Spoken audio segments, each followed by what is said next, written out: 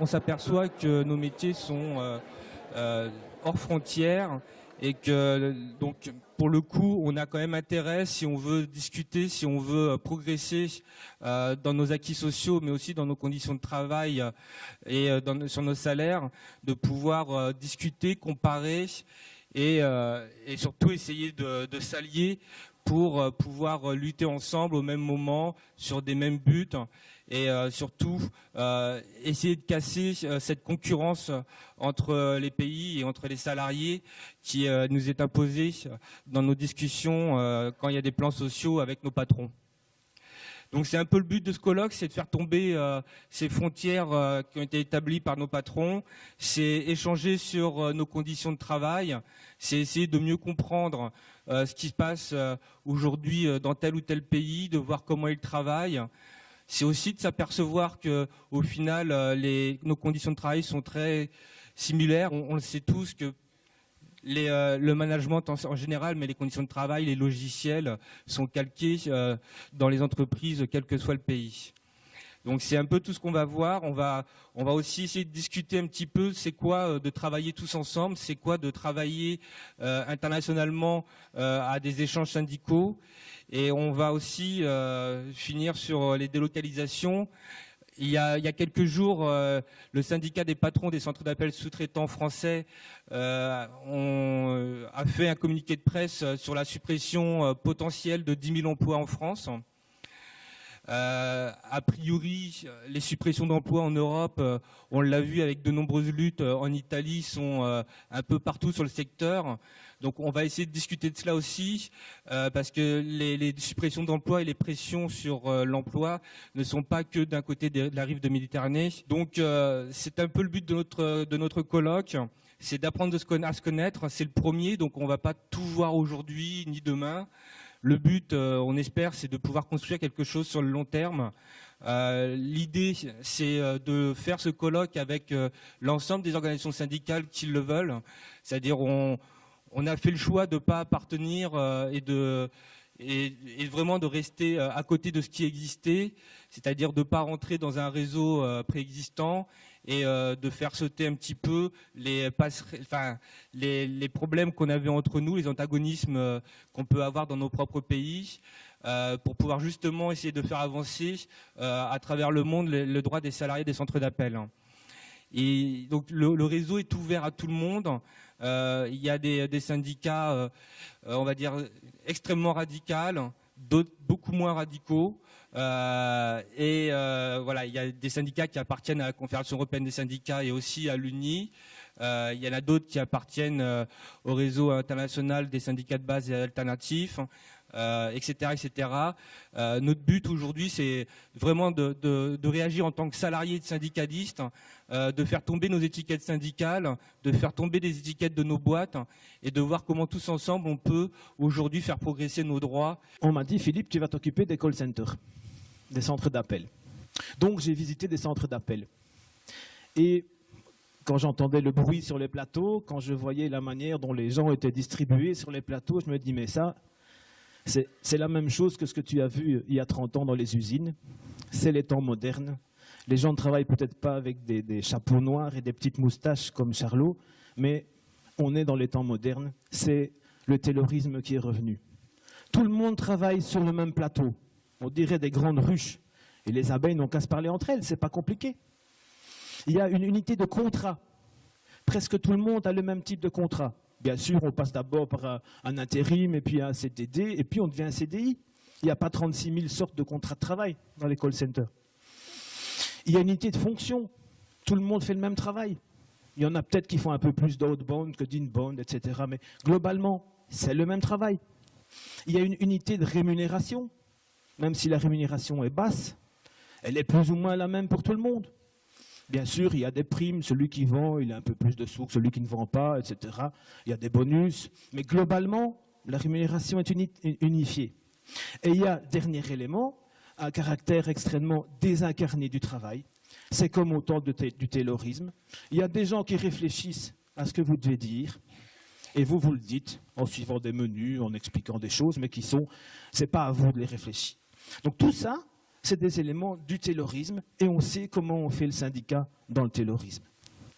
Il y a quand même des différences. Dans beaucoup de call centers, vous ne connaissez plus votre patron. Votre call center a vendu vos services à un donneur d'ordre. Il y a même des boîtes où c'est le donneur d'ordre qui peut déconnecter directement le travailleur s'il n'est pas content de son travail. Vous allez vous plaindre à votre patron et vous dites « mais moi je ne sais rien faire, j'ai vendu vos services à quelqu'un d'autre, il n'est pas content de vos services, il vous vire, donc je vous vire, ce n'est pas de ma faute ». Donc un call center, ça ne travaille jamais tout seul, ça travaille dans un réseau, c'est parfois une multinationale, ou ça travaille pour une multinationale, ou en concurrence avec des multinationales. Donc là, il y a aussi un défi à relever. Il faut donc développer un projet syndical spécifique au call center. Et il y a 3 niveaux pour développer ce projet. D'abord en interne à l'entreprise. Il faut lutter dans les entreprises contre les différences et discriminations des travailleurs. Il faut aussi lutter dans les entreprises contre les turnovers. Si vous voulez que les gens s'investissent à changer leur milieu de travail, il faut qu'ils comprennent qu'ils vont rester dans leur milieu de travail. Si le call center, c'est juste un emploi où vous venez et puis vous partez, pourquoi est-ce que vous vous battriez pour le changer? Vous n'allez plus être là dans 6 mois. Non, si vous restez dans votre emploi, vous allez vous battre pour changer et améliorer vos conditions de travail. Deuxième niveau, c'est le niveau national. Même si on veut faire un réseau international, il faut que dans les frontières du droit national, on ait des revendications pour améliorer les conditions de travail. Troisième niveau, c'est le réseautage global. C'est pour ça qu'on est là. On se rencontre aujourd'hui pour ça. Mais on doit faire très attention avec ça. Je pense que nos organisations ne sont pas des réseaux. Nos vieilles organisations syndicales européennes ne sont pas des réseaux. Et donc il faut les faire travailler en réseau en interne. Il faut qu'elles deviennent plus des réseaux, qu'elles intègrent cette culture d'échange, de partage, d'enrichissement, pour après être des leaders dans la création des réseaux internationaux. Et il faut accepter d'être membre d'un réseau sans forcément en être le leader. Et il faut développer cette façon de s'enrichir communément et pas simplement dire, voilà, on se voit, on échange. Ça, ce n'est pas un réseau. Un échange, c'est quelque chose qui fonctionne tous les jours, dans lequel tous les jours, tout le monde a des inputs et pas seulement des demandes. Si toutes les expériences positives sont échangées, améliorées, alors on va avoir un lieu de création, de culture syndicale positive et la capacité de développer une nouvelle connaissance d'action dans les call centers, dans les multinationales. La situation ahora mismo en los centros La de situation aujourd'hui dans les call centers, avec cette dernière réforme du droit qui vient d'être signée, a rendu les conditions encore plus précaires. L'exploitation est encore plus grande, celle qu'on va subir à partir de cette réforme du travail. Et l'objectif principal de notre syndicat, en étant ici, c'est le fait d'essayer d'obtenir une union avec le reste des pays au niveau syndical pour que tous les travailleurs on puisse connaître la situation de chaque pays et voir de quelle façon on peut combattre cette situation. Aujourd'hui,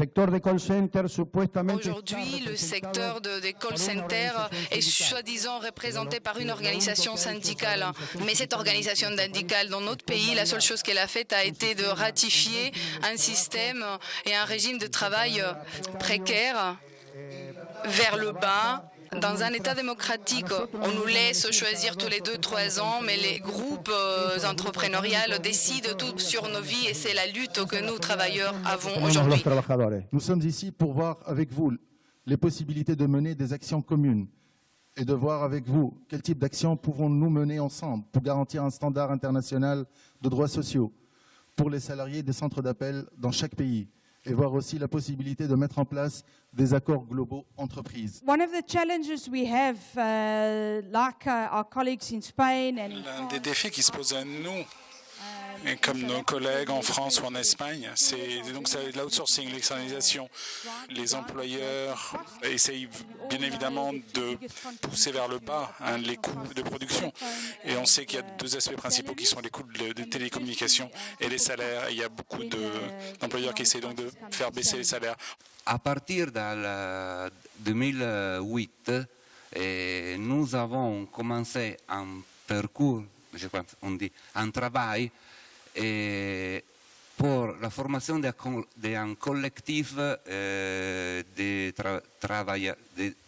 lavoratori, il collettivo di lavoratori di Comdata, avec l'objectif de converger dans la diversité. C'est-à-dire que notre groupe, le groupe de gens qui travaillent dans un call center, c'est hétérogène pour différentes raisons.